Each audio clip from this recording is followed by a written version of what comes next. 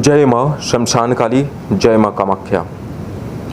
आज मैं आपको बताने जा रहा हूँ कर्ण पिशाचिनी साधना के बारे में। आखिर कौन है ये कर्ण पिशाचिनी, कैसे हुई इसकी उत्पत्ति और क्यों डरते हैं लोग कर्ण पिशाचिनी से, कैसा है इसका स्वभाव, क्या क्या करती है ये और क्या क्या जानकारियाँ आपको ये बता सकती है, क्या ये भूत भविष्य वर्तमान आपको बताती है। तो बिना स्किप किए हुए हमारा पूरा वीडियो आप लगातार देखिए और जिन लोगों ने चैनल सब्सक्राइब नहीं किया चैनल को सब्सक्राइब करें और बेल आइकन के बटन को ज़रूर दबाएं।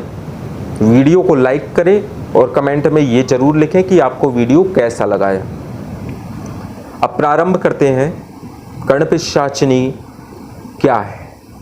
पिशाचिनी जैसा कि शब्द से ही प्रतीत होता है, पिशाच की अंतर्गत आने वाली शक्तियाँ और पूर्ण रूप से पिशाच भाव जिसके अंदर होता है वही पिशाचिनी होती है। जितनी भी पिशाचिनियाँ हैं वह 10 महाविद्याओं में किस महाविद्या के अंतर्गत आती हैं वह आज हम आपको बता देते हैं। जितनी भी पिशाचिनियाँ हैं वह देवी मातंगी के अंतर्गत आती हैं, जो कि तंत्र में 10 महाविद्या में 9वीं महाविद्या है और उनके भैरव हैं मतंग।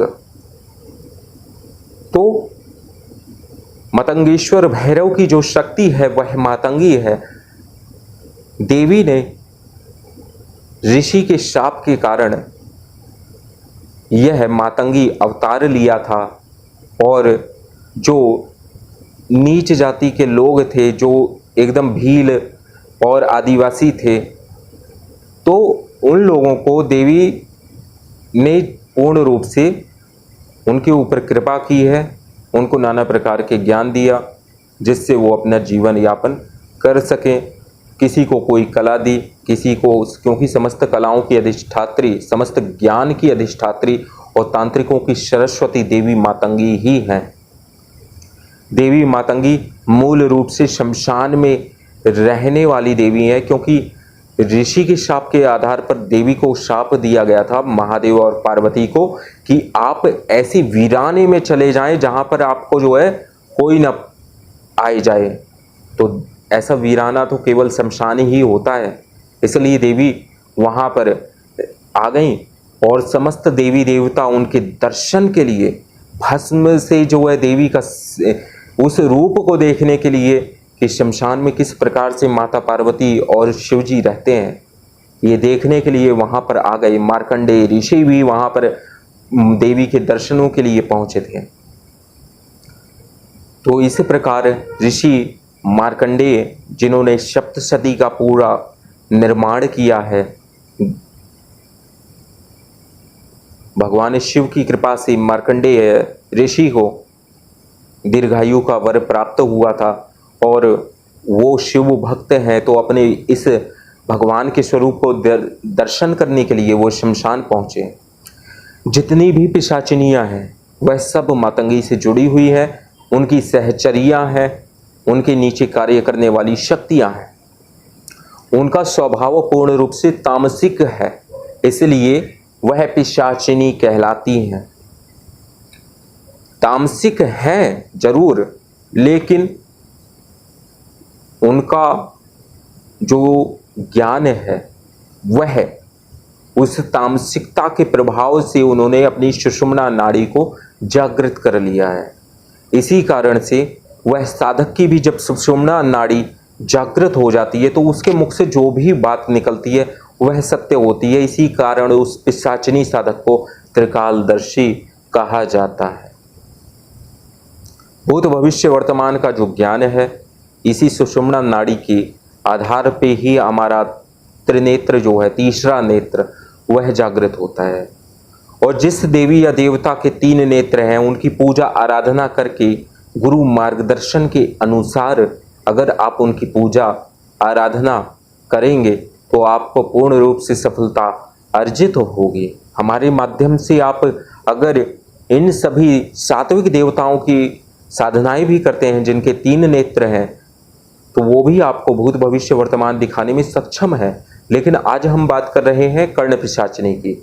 तो पहले देवी मातंगी के अंतर्गत कौन कौन सी पिशाचिनियाँ होती हैं वो भी हम आपको बता देते हैं। इसके अंतर्गत अनेक प्रकार की पिशाचिनी होती है, जिसमें से महापिशाचिनी, कर्ण पिशाचिनी और भी कई पिशाचिनियाँ हैं जिनके नाम हम आपको आगे कभी बताएंगे। और ये देवी श्री कुल की देवी हैं, तो जितनी भी पिशाचिनियाँ हैं यह सभी श्री कुल से संबंध रखती हैं, लेकिन क्योंकि इनका स्वभाव ऐसा दुष्ट प्रवृत्ति का था इसलिए इनको एकदम नीचे रखा गया है। श्री यंत्र का जो निचला सबसे नीचे स्तर का जो भाग होता है उस पर इन सभी तामसिक शक्तियों का ही अधिकार है, वहीं पर ये वास करती है। और कर्ण पिशाचिनी कहाँ रहती है, कैसा इसका स्वरूप है, आज ही हम आपको इस वीडियो में बता रहे हैं। आप सभी बिना स्किप किए हुए वीडियो को देखते रहें लगातार और जरूर लाइक करें। तो कर्ण पिशाचिनी सबसे पहले वह चितासन पर बैठी हुई है, अर्थात मुर्दे के ऊपर बैठी हुई है जहां पर चिता जल रही है। अब हमारे शरीर में ये स्थान कहां पर है ये भी मैं आपको बताऊंगा इस वीडियो में। तो इसके बाद में देवी के कितने हाथ हैं, देवी के 4 हाथ हैं, कर्ण पिशाचिनी के 4 हाथ हैं। और ये यक्षिणी है, ये किसी प्रकार से कोई भूत पिशाच नहीं है, ये यक्षिणी है। इसका नामकरण पिशाचिनी है। जैसे उच्छिष्ट चांडालिनी मातंगी की शक्ति है, महापिशाचिनी मातंगी देवी की शक्तियां हैं, तो ये सब यक्षिणी किसकी है, मातंगी देवी की। लघु मातंगी के अंतर्गत ये सारी पिशाचिनियां आती हैं। लघु श्यामा जिसको कहते हैं, लघु श्यामला। श्यामा क्या है, कृष्ण क्या है, नीला दिखने वाली, जिसका रंग नीला है, अर्थात देवी मातंगी का रंग क्या है, नीला है। कृष्ण है, नीला रंग है उनका दिखने में। इसी प्रकार से कर्ण पिशाचिनी का रंग क्या है, वह नीला है। इस बात को किसी ने आपको अभी तक नहीं बताया है, सब जो है रटी रटाई किताबों में पड़ी हुई बातें। मूल वास्तविकता से भ्रमित लोग, जिसे कर्ण पिशाचिनी का भी नहीं पता है, वह कर्ण पिशाचिनी के वीडियो बना के व्याख्या कर रहा है। तो यहां पर इसके हाथ में क्या क्या है, 4 हाथ हैं, ये हमने आपको बता दिया। अब चारों हाथों में क्या क्या है, दाहिने हाथ से देवी, दाहिने जो 2 हाथ हैं ऊपर और नीचे के, उसमें एक में अभय मुद्रा और एक में वर मुद्रा देवी ने बनाई हुई है। उसकी बाएं हाथ में, बाईं तरफ जो 2 हाथ हैं उसमें देवी ने दोनों में मुंड धारण किया हुआ है। मुंड अर्थात खोपड़ी। दो मुंड को धारण करने वाली जो देवी है वह कर्ण पिशाचिनी है। मुंड का अर्थ होता है अज्ञान, और जिसने अज्ञान को हाथ में धर, अज्ञानता को काट के केवल मुंड को अपने सिर पे रखा, हाथ में धारण किया। शरीर क्या है, इतना हिस्सा हमारा केवल दिमाग है, और ज्ञान कहाँ है, इसी खोपड़ी में। नीचे का जो हिस्सा है वो केवल लेबर क्लास है, ठीक है, वो श्रम दान करता है, दिमाग नहीं है उसके पास। और देवी के पास क्या है, ज्ञान है, मुंड है, मुंड अर्थात खोपड़ी। तो उनके 2 बाएं हाथों में, दोनों हाथों में खोपड़ी है, एक नहीं 2 है, इतना ज्ञान है। इसलिए वो वाग देवी कहलाती हैं कर्ण पिशाचिनी, वाणी की देवी। तो ये क्या करती हैं, इनका हमारे शरीर में स्थान कहाँ पर है। अब हमें बताते हैं कि इनके 3 नेत्र हैं। इस कर्ण पिशाचिनी के 3 नेत्र हैं। इसको देखना इतना आसान नहीं है, और इतना इसकी सिद्धि किसी के पास भी नहीं है। कोई विरला ही होगा जो कर्ण पिशाचिनी को जो है सिद्ध कर पाया होगा, क्योंकि इस कर्ण पिशाचिनी की भी कई शक्तियां हैं, कई और भी पिशाचिनियां हैं जो सिद्ध हो जाती हैं इनके मंत्र का जाप करते करते। लेकिन आपकी पहुंच कहां तक है, यहां तक है या फिर यहां तक है, ये आपके ऊपर निर्भर करता है और गुरु मार्गदर्शन के ऊपर निर्भर करता है। इसकी साधना में क्यों मना करते हैं लोग कि नहीं करना चाहिए, आखिर वो यक्षिणी है तो वह आपकी पत्नी बनके कैसे रह सकती है। पहली बात तो यही है। वह कभी भी यक्षिणी किसी की पत्नी वगैरह बन के नहीं रहती है। उसका सूक्ष्म, उसके नीचे की जो पिशाचिनियाँ होती हैं ना सूक्ष्म स्तर की, उसको पत्नी रूप में आप रख सकते हैं। वो तो माया है, वो तो इंद्रजाल की देवी है, वो कुछ भी दिखा सकती है, कुछ भी रूप से गुमराह कर सकती है। ठीक है, तो अब आपको बताते हैं, इनके गले में मुंड की माला है। इन्होंने गले में भी अपने मुंडमाला धारण की हुई है। देवी का जो पेट है उसका उदर क्या है, लंबा है, मोटा है। देवी क्या है, मोटी है। कर्ण पिशाचिनी अपने सिर पे क्या है, आग का खप्पर रखा हुआ है। इस आग क्या है, पवित्र है। अग्नि क्या है, सदैव पवित्र है। और उन बैठी हुई किस पर है, चितासन पर, चिता के आसन पर जो देवी अब चिता के ऊपर जो देवी बैठी हुई है वही कर्ण पिशाचिनी है। मुर्दे के ऊपर जो बैठी है उसकी आंतों को खा रही है, वही कर्ण पिशाचिनी है। अर्थात जिसको पूर्ण रूप से जो तामसिक आहार को भी ग्रहण करने में संकोच ना करे, अर्थात उसके ऊपर सबको जो है समान दृष्टि से जो देखती है वही कर्ण पिशाचिनी है। सबके हृदय की जो बातें जानती है वही कर्ण पिशाचिनी है। तुम्हारे मन में क्या है, तुम्हारे दिमाग में क्या चल रहा है, तुम्हारे साथ अतीत में क्या हो चुका है, तुम्हारे भविष्य में क्या होगा, इस देवी से ज़्यादा सटीक भविष्यवाणी दुनिया में कोई भी ना योगिनी कर सकती है, ना कोई यक्षिणी कर सकती है, ना कोई प्रेत कर सकता है, ना पिशाच कर सकता है। जितनी दूर तक ये देख सकती है, दूर दृष्टि इसके पास में है, उतनी किसी भी देवी शक्ति के पास कोई भी नहीं देख सकता।